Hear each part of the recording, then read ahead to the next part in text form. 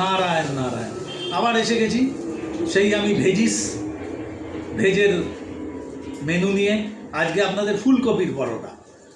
ফুলকপিটাকে আপনারা একটুখানি হাফ সেদ্ধ করে নেবেন, করে নিয়ে ওটাকে গ্রেট করে নেবেন, করে তার মধ্যে আদা, কাঁচা লঙ্কা, জিরে এই সমস্ত দিয়ে ওটাকে কড়াইতে ভালো করে অল্প তেলে একটু ভালো করে কষাতে হবে, অনেকক্ষণ কষাতে হবে যাতে তেল না ছেড়ে দেয়।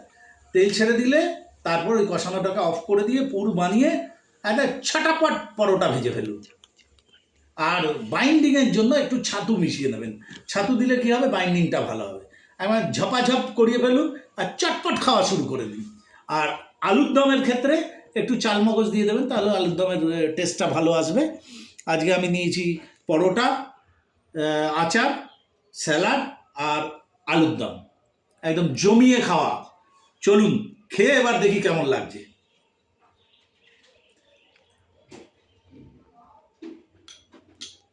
পরোটা, তার সঙ্গে একটু আলুর দম।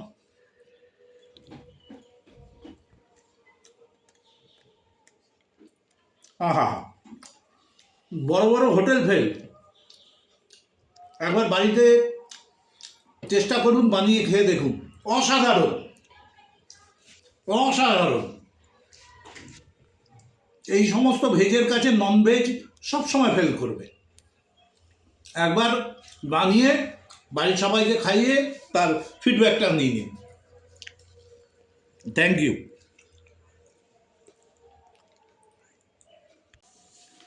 যদি আমার চ্যানেলটা ভালো লাগে, বলতে ভুলে গেছি আমি, একটু লাইক, শেয়ার আর সাবস্ক্রাইব করবেন।